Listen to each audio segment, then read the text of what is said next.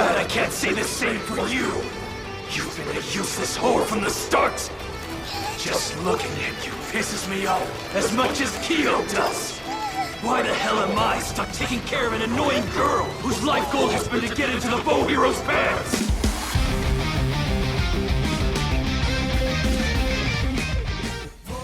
Greetings once again, my friends, and welcome back to Geek News Anime Night, where we take a season of anime and we analyze it episode by episode, give the highs, the lows, and everything in between. I'm your host, Adam Mickelson, aka Drac. I hope everybody's having an awesome day or night when you're listening to this. And joining me is my lovely wife, Andrea. Andrea, it's time for the season finale? Wait, there's 13 episodes, but this is really the season finale. How do you feel about that, Andrea? We have the season finale now, and we still have another episode. I love it when this happens. I actually was really worried. I'll get into my stuff about the next episode, but as soon as we found out, like, this is the season finale, it's like, holy shit. So, we left on a bit of a cliffhanger on episode 11, where Kyo created a wave.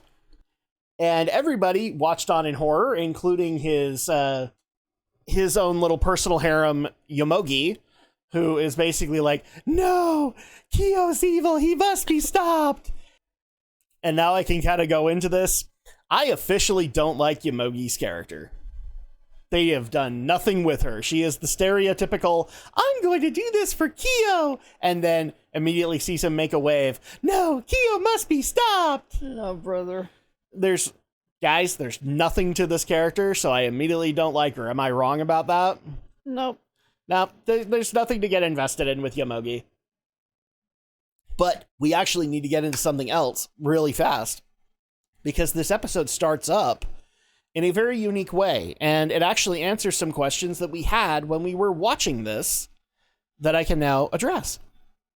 We have this weird montage going on of a mysterious gamer who is being narrated by Kyo, that we see in front of a computer playing a game. And Naofumi, who is also, saying he's an otaku, but he's also got a real life, and he's got other things that he's attending to. Whereas we keep on seeing that this other character is a complete gaming shut-in and is not willing to deal with life at all. And eventually, we also see his screen. So they show the gaming screens where Naofumi's character always looks like him. This other character's character avatar always looks like Kyo. And it doesn't get any better because he is so sick and tired of the world, he actually, and I can confirm this, he does commit suicide on screen. You mean he actually did? Yes, so he actually jumped out of his window, and I guess the justification is that he got reincarnated into this world. So at that point, dark, but I guess that kind of makes sense, that he would be the way he is because of the fact that he was such a shut-in gamer, which just goes to say, like, we can't all be shut-ins the rest of our lives. And so then we cut into well, I guess first of all, what did you think of that moment where they tried to showcase Naofumi as just, he's a fan, but he's a regular guy, and then now we know who is Kyo, going a completely different direction and shutting himself off from the world and wanting to be a part of his game so much that he basically killed himself to be reincarnated in one. Well, it's just amazing that he actually got his wish then, apparently. It's one of those clear moments where it's like, we want you to empathize with the character. And I still kind of throw it off going, yeah, he's still a bastard. I don't care. If anything, you basically gave him a reason to be a bastard. And actually, what's funny is it's the same complaint that we have of Motoyasu and Ren and Itsuki. Mm-hmm. Is he treats this so much like a video game that he doesn't care that these are people. And so he has no problem using people like Yomogi, mm-hmm, and being able to get what he wants. Because he's just playing the game, and that's all that matters to him in the moment.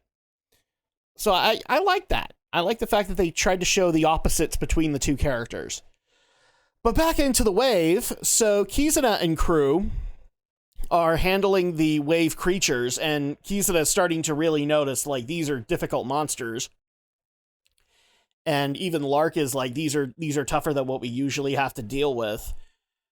But they basically come up with a strategy where they're going to handle the wave, and then they're going to try and get Naofumi via Ethnobalt to go and handle Kyo.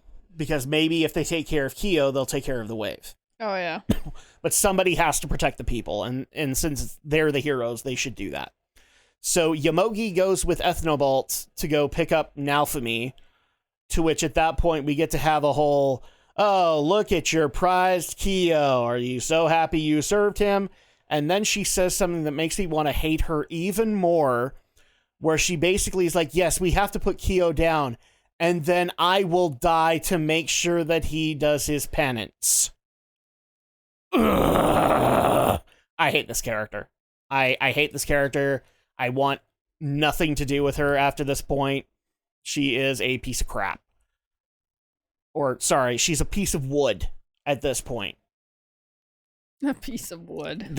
I mean that in the sense of, like, character-wise, there's nothing to her. Mm. She's basically the judge in Phoenix Wright. She changes her opinions on a whim, and it gets very annoying. So most of the focus here is going to be on Naofumi, primarily because he's the one that's actually dealing with Kyo and all of the gauntlet that he has waiting for them. So we don't really get a whole lot of focus on Kizuna or her crew because they're busy fighting the waves. So Ethnobalt gets them to Kyo's lab, and they immediately start running towards Kyo's throne room, for lack of a better term. And the first thing that we get is Kazuki's 3 girlfriends, except now they're all chimeras. Wow, I made Full Metal Alchemist comparisons last episode. I didn't mean for them to actually happen. And they actually do they are called chimeras, where they basically use parts of various beasts that Kyo has been experimenting on Kazuki's little female entourage, and they're basically told that, you know, if they can protect Kyo, then he'll restore Kazuki. So immediately this pisses off Naofumi, but what was it? Yomogi, Raftalia, and Philo all say that and actually we didn't mention this before with the previous episode, but they go back to the blacksmith and they actually get some upgrades, and those actually matter here. So Naofumi has an upgrade to his barbarian armor, and then Philo has new Philolial pajamas, which basically raise her attack power, and this has been something she's been dealing with, where the bird form that she has here isn't as powerful, and so she's basically been like a buffer, for lack of a better term, because she doesn't have any attacking abilities that can help. So we have all of those armor upgrades, which is definitely helpful, plus a new sheath for Raftalia's katana, so that she doesn't damage the sword. But yeah, it was Yomogi, Philo, and Raftalia resolved to go and handle the chimeras. Or actually, no, Raftalia handles them, because she does the Omae wa mo shindaru and cuts them all, and they're trying to recover from that.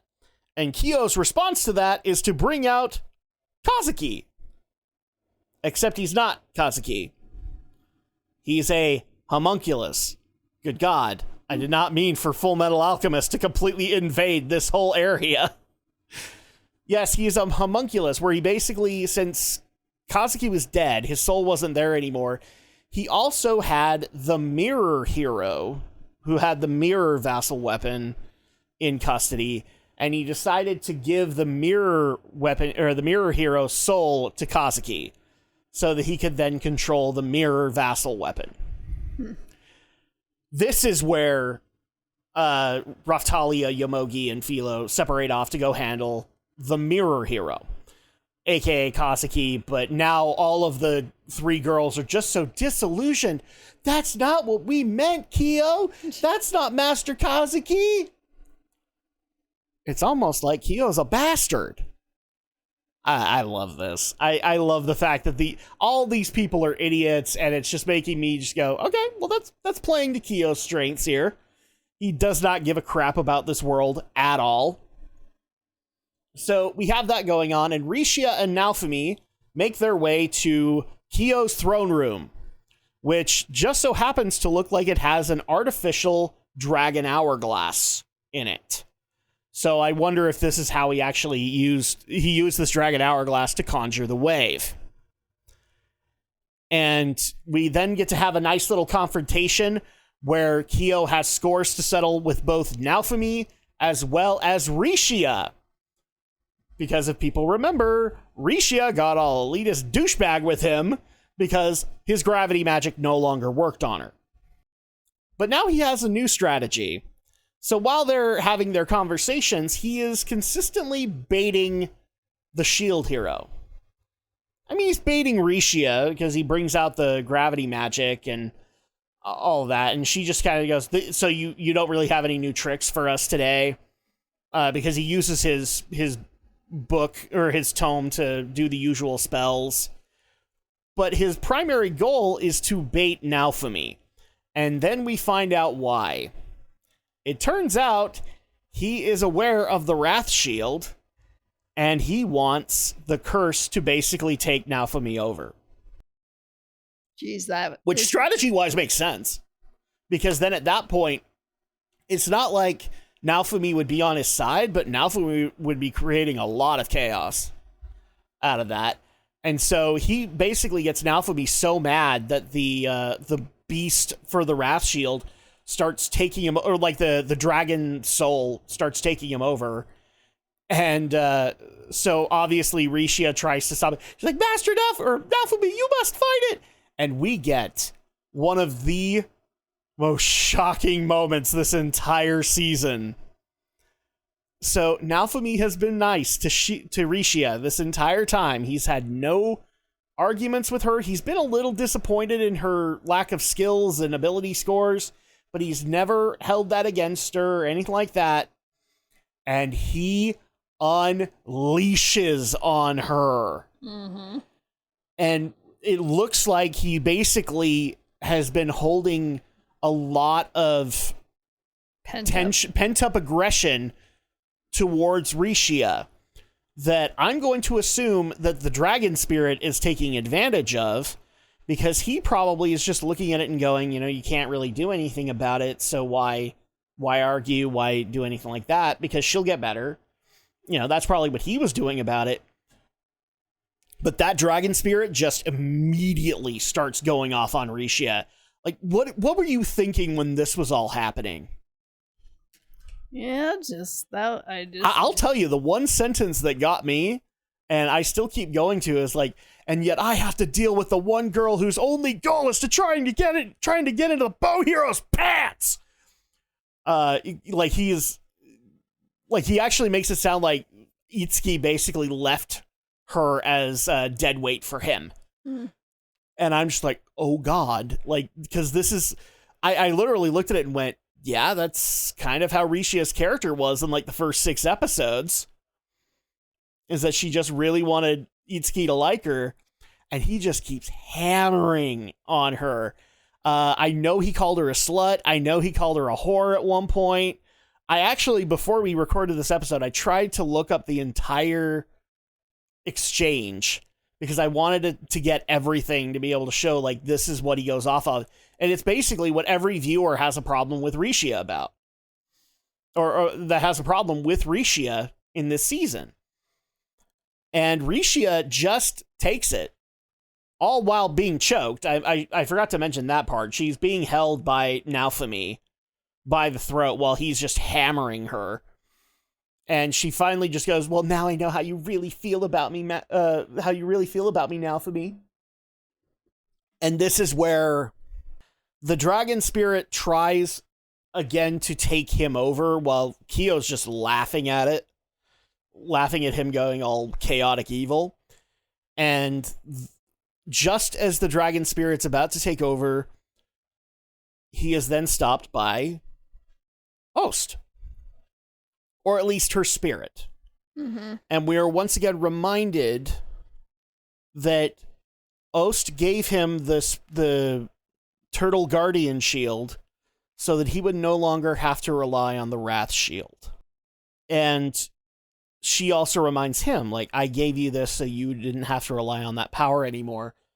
And that pulls him out of that in-between world where he confronts the dragon spirit, and he sees Raftalia and Philo hugging him to try and bring him back. And Yomogi's in the room trying to stop Kyo, and obviously Kyo doesn't give a shit. He's just kind of written her off now. I should also point out the moment that you tried to bring up in the previous episode, because when they were fighting with, I can't remember if it was probably the 3 girlfriends of Kazuki that had it. They also had a fake vassal weapon. Oh, yeah. And they get that away from them, and immediately it starts to blow up. And Naofumi's response to all of this is basically to call out every spare shield that he has. So he calls out his airstrike shield, his secondary shield, his tertiary shield, and then shield prisons everybody so that thing can detonate and go off. So you wanted to talk about that, so go ahead. No, I was just saying that was a lot of shields he had. Oh, yeah, and he also used Meteor Shield on top of the shield prison to make sure nobody took damage. Mm-hmm. So this is just a great utilization of abilities, and then he goes off into Dragon Berserker mode. And this is where he immediately becomes the hero again, and Kyo and him basically set up for another showdown, because we find out that Kyo has also unlocked his curse series and is ready to pounce Naofumi with it. So we basically go into the Goku Vegeta beam struggle, where Kyo is just basically saying, like, I don't need friends like you say you need friends. I'm all I need. And Naofumi pulls the Sora, my friends are my strength. Mm-hmm. And immediately we all see them holding his arm while he's prepping his Guardian Turtle shield cannon to fire, and then Ost's spirit joins them. Along with, I want to say there was somebody else in there.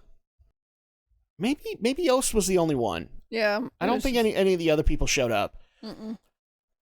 But all of them are there to basically hold on to Naofumi and give him the power that he needs, to which we have that final beam struggle, and guess what, boys and girls? Naofumi wins. And Kyo is dead. They actually killed off Kyo.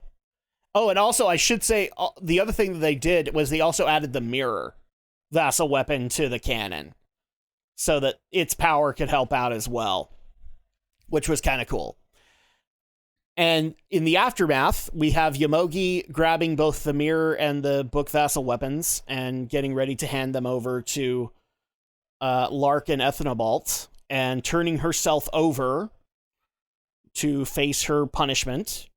And it's pretty clear that there is nothing left of Kyo until the next season, which I can totally see them doing, but that pretty much is the end of or actually, no, it is not the end of the episode, because as soon as they have all this done and they start working towards, or they start making a resolution, like, we're going to all go on vacation and then we'll start working on the waves. At that point on Naofumi's screen, it says, quest complete. You will return in 10, 9, 8, and they have to go back to their world. So the only reason that they had the permission to come here was because of Ost. And now that they have they freed as much of the Spirit Tortoise's power as they could, they avenged Ost, they have to go back. To which Kizuna is very upset about this, because she likes Naofumi and crew, and she would like to be able to spend more time with them, but we get to have that tearful goodbye with all 4 of them. So Lark, Therese, Glass, and Kizuna saying goodbye to Naofumi, Raftalia, Philo, and Rishia. And that's the episode. That's how it ends, with Naofumi and crew going back to Melremark. What did this episode do right, Andrea? It was just fun to just watch Positives, one by one. We'll go into the overall in a minute, but sorry, keep going. I was just saying that it was just fun watching Kyo try to get under Naofumi's skin. I loved that. I loved to get it him into because a rage. it actually made sense as a strategy. A lot of people are going to get mad at me when I say this, but I actually did like the fact that when we met Kyo for the first time, he was using the Spirit Tortoise's power against them, and he had Itsuki, Motoyasu, and Ren all in the palm of his hand, being able to suck power from them. That's good villain shit. And for all the people that want to say, like, him basically constantly baiting Naofumi in order to get his chaos form out, nope, that's some villain shit. That was really good. And it worked. Like, can you fault him? It worked. He got the cursed form to come out because he probably had seen it before. Because they did kind of show in the earlier episodes that Kyo had eyes and ears everywhere because of the Spirit Tortoise. So at that point, he would have known about the Wrath Shield and gone, oh, so he's unlocked that series of weapons too. And he tried to use that to his advantage. So I like that. Another positive that I will make out of this is, once again, Naofumi found a way out of it. But wow, all of that moment with Rishia. I know people aren't going to like me saying this, but Naofumi at that point was the viewer. Having every complaint that they have with Rishia. I think he even mentioned that out of nowhere she gained the power to fight Kyo and then immediately went back down to where she was before. He hammered her on everything that I think a viewer would have had a problem with Rishia. Yeah. So I liked a lot of that. And it's not because of, I hate Rishia as a character or whatever. Her development is weird, and I still have complaints with that when we wrap the season up. But I actually do like her reaction to it, which was that she did say, like, so this is how you really feel, but then she immediately realized that it was the spirit talking about this and not Naofumi. Mm-hmm. So, yeah, I like that moment. And especially that it's not just Raftalia that can get him out of the Wrath Shield anymore. He now has so many more people. All of them are women, by the way. He's Phoenix Wright, boys and girls. That now he has a shield that's even more powerful than the Wrath. So another positive. That's all I could think of. I'm going to say all of the actions of Kyo. Mm-hmm. Making the girls into chimeras. Making Kazuki into a homunculus. Because when and also unleashing his Curse Series weapon, baiting Naofumi, all of it is just grade A hero shit, or grade A villain shit. Like he's not just getting under Naofumi's skin, he's getting under the viewer's skin too, because of just how unhinged he is. Mm-hmm. And it also helps that they showed the earlier stuff where he was just a shut-in, and he didn't talk well of society at all. And so that just even more plays into, like, this is the path that he was going to go, because he just doesn't trust society. The only person he trusts is himself. So grade A villain shit. Is it grade S? No, I've seen far better from far better villains. But for Kyo, it works. Probably the best villain so far. I will not say that. Oh, really? But that's just because Malty,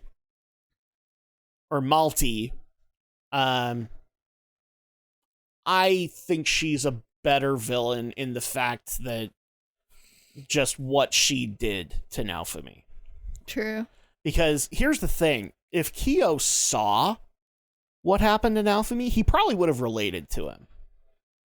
And that's one of the cool things about Kyo, is that Kyo is Naofumi if he had continued down the path of anger.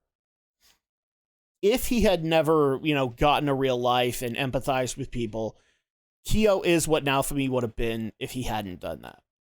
So they were opposites in a way. But I don't know if I would say Kyo is worse, or is... I wouldn't say... I don't know if I'd say Kyo is worse than Malty. I'm not there yet.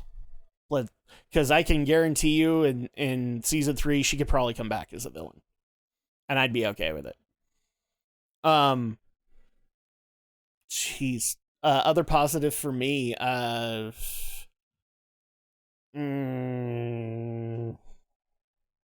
pretty much it. Like, it's grade A villain shit. I also did like the fact that the wave he summoned was, it seemed to be technically stronger than other waves. Because even Lark and Therese was saying that this was a pain in the butt. And in the previous wave, they were doing easy. It was easy mode for them. Okay, so we've talked the positives of this episode. What did this episode do wrong? Don't have any. I have a few. One, Yomogi. Yomogi is a dumb character. Should never have been introduced. There's a lot of dumb characters in this. Kazuki's entourage, Kazuki himself, like, they literally thought that Kyo wouldn't do something stupid like he did. I have problems with those characters because they are not needed for Kyo as a character. Because he's already very villainish. You didn't need him to betray friends or whatever. We already knew he would. So I felt like those were just unnecessary. Mm-hmm. So I'd say that. I will say another positive was the way things ended with Kizuna crew. Because now, like, where we thought Glass was a villain in season 1, and we thought Lark and Therese were villains from season 1.5, now everybody gets to end on a much more even note. We can like Lark and Therese again. And Kizuna is an interesting enough character that I wouldn't mind to see her come back. Here's hoping she grows up a little bit in between that. Yeah. But, yeah, negatively, Yomogi, all of Kazuki's entourage, Kazuki himself. I also would have liked to know more about the Mirror Hero. Like, they kind of threw him in last minute.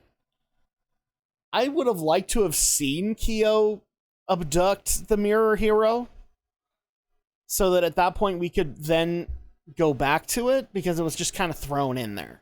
Oh yeah.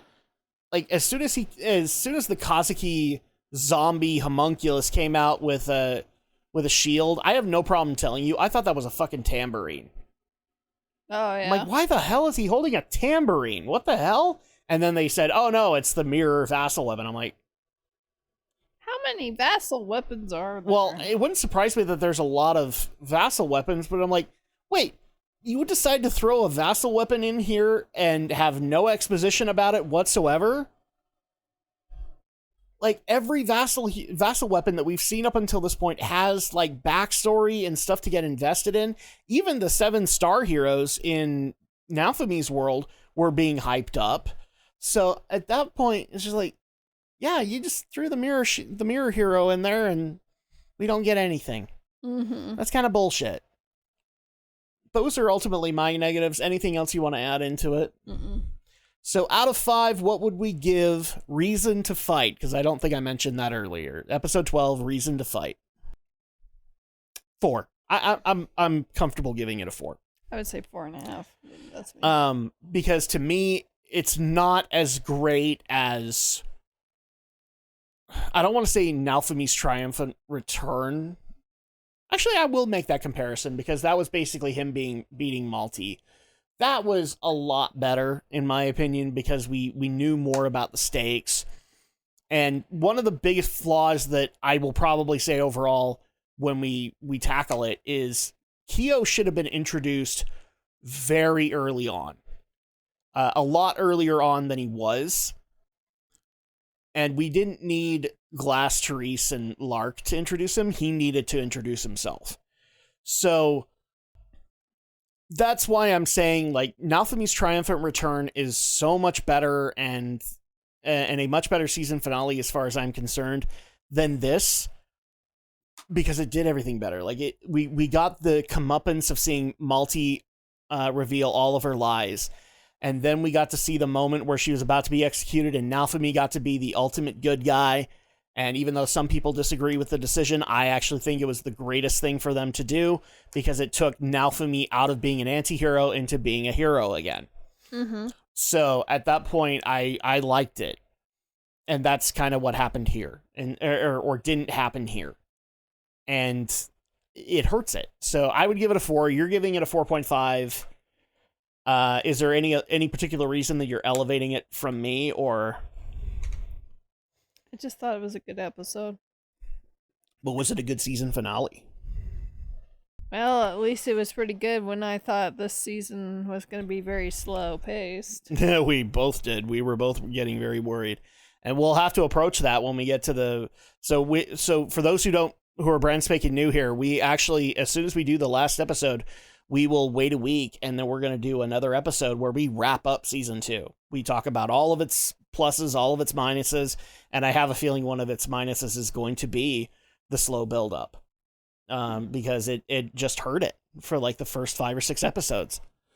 So that being said, that's going to go ahead and do it for episode 12. Thank you guys so much for joining us. It's been an awesome trip, but we're not done yet. We still have episode 13, which I think is just kind of setting up as a resolution in Kizuna's world, and then we can move on into season 3 at some point.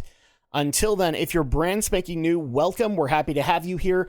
If you're watching on YouTube or listening on YouTube, make sure to leave a like and a subscribe. We definitely appreciate that. And also, you can do so on the same thing for podcasting platforms, which is Amazon Podcasts, Google Podcasts, Apple Podcasts, Player.fm, and Spotify.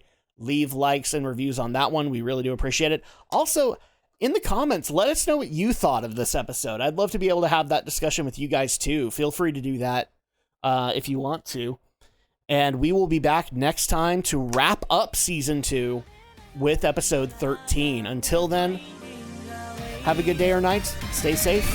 I'll talk to you later.